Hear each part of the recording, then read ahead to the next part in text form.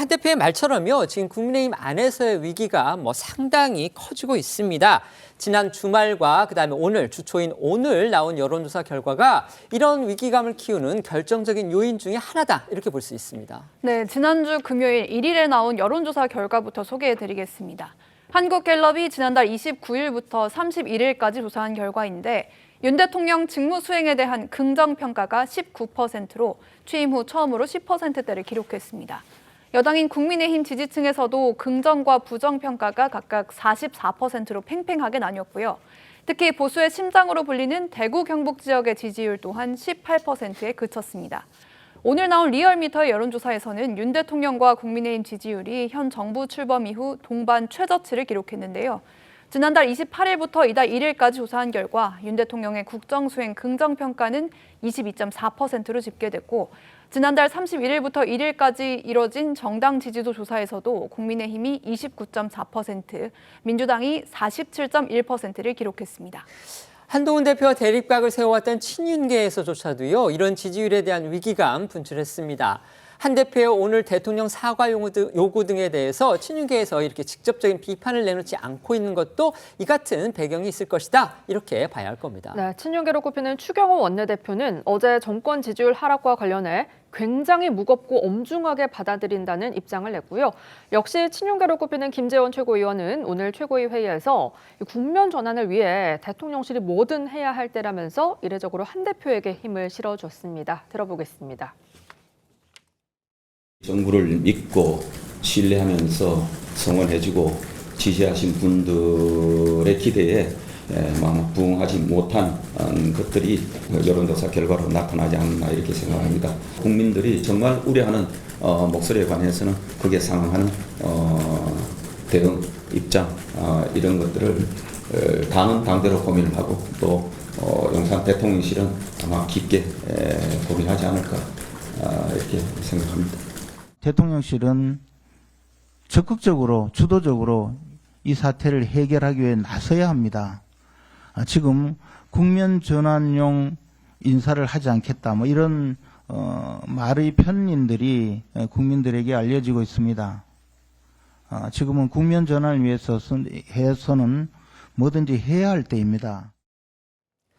주말 사이에 국민의힘 소속 시도지사는 물론이고요, 이 상임 고문 같은 원로, 특히 이 영남의 지역구를 둔 의원들까지 나서서 윤 대통령의 국정 쇄신 요구를 쏟아낸 거, 이것도 눈길을 끕니다.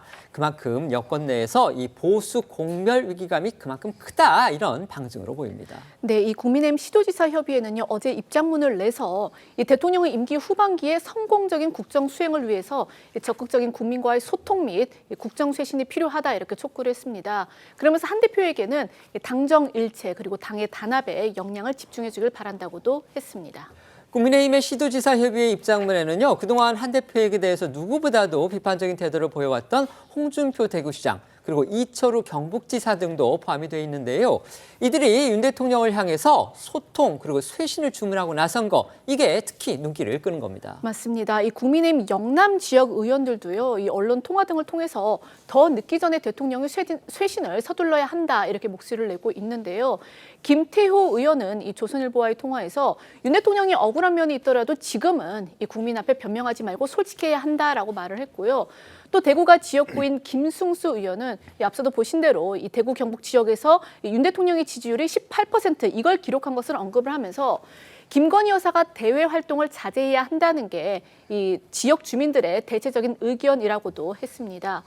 관련해 국민의힘 상임 고문단도 어제 당사에 모여서요, 한 2시간여 동안 이 현재 전국 이 타개 방안을 논의한 후에 브리핑을 열기도 했습니다. 들어보시겠습니다.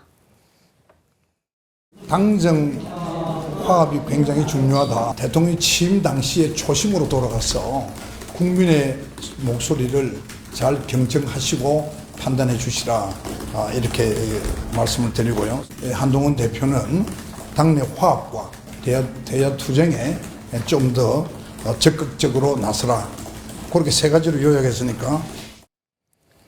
전해드린 대로 국민의힘의 한동훈 대표가 윤석열 대통령을 향해서 어떻게 보면은 본인이 할 수 있는 요구사항을 거의 다 쏟아냈다. 오늘 그렇게 볼 수도 있겠습니다. 대통령의 사과 요구도 있었고요. 개각, 대통령실 참모 개편, 또 김건희 여사의 직접적인 대외 활동 전면 중단 이런 부분까지 들어가 있었습니다. 한동훈 대표 거기에 또 이렇게 얘기를 했습니다.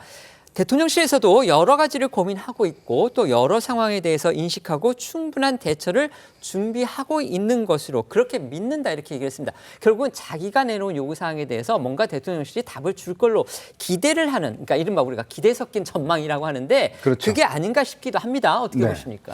일단 대통령실의 결단을 촉구하는 그런 의미가 있을 걸로 보입니다. 보면 용산과 여의도의 이 온도 차이가 이렇게 많이 날까라는 참 참 굉장히 참 이례적인 장면인 것 같아요. 그만큼 지금 당에서도 소위 친윤 이제 옛날같이 나눠지는 게 아니라 한 목소리로 이렇게 요구하고 있는 것은 지금 지난주에 나왔던 여러 가지 여론조사 결과 이게 지금 대구 경북이라든지 어떤 지지 기반이 전천국 지지 기반이 지금 무너지고 있기 때문에 그런 현상들이 나타나고 있고 좀 전에 앵커께도 이야기하셨습니다만은 예전에 한 대표가 이야기를 하면 소위 친윤이라고 하는 분들이 이에 대해서 반박을 했는데 지금 반박을 못하고 있는 게 결국 지금 결과로 나타나고 특히 오늘 윤석열 대통령이 그동안 대통령들이 11년 동안 지켜봤던 이 관례 이것마저 이제 깨버리면서 의회주의자 입장에서 보면 이거는 용납할 수가 없다. 이런 어떤 분위기가 팽배한 게 아닌가 싶습니다. 저는 그래서 지금이 최저가 아니라 더 내려갈 곳도 있는 게 아닌가라는 그런 생각도 들어요. 자, 그렇기 때문에 시간이 이제 얼마 없는 것 같습니다. 이렇게 지금 야당은 야당대로 장애 집회를 하고 있고 여당 내부에서도 이제 소위 대통령을 옹호해 주는 사람이 점점 없어져가는 국면에서 대통령은 괜찮아 천천히 해도 돼라는 입장이라고 그러면 이거는 더 악화될 수밖에 없는데 결국은 민심을 이길 수 있는 정권은 없습니다. 자, 그렇기 때문에 우리가 이미 한번 경험한 반면교사도 있고 하기 때문에 정말 대통령실에서 이 한 대표가 요구했던 이 사안들을 어떻게 빨리 수용할지 속도가 중요한 것 같아요. 이제 그런 면을 좀 심사숙고해야 될 것 같습니다. 네. 대통령은 한동훈 대표와 여당의 요구에 대해서 최대한 빨리 답변을 해야 됩니다. 예를 들어서 15일과 16일에 있을 에이펙 정상회의에 나가시기 전에 저는 대통령께서 국민 앞에 형식은 중요하지 않습니다. 모든 지금 일어나고 있는 의혹과 논란에 대해서 사실대로 말씀하시고 또 양해를 구할 부분이 있으면 양해를 구하는 그런 모습을 보이고 그 이후에 대통령 빼고 모든 인적 쇄신을 단행하는 그런 파격적인 모습을 꼭 보여주셔야 된다 이런 말씀 드리겠습니다. 네.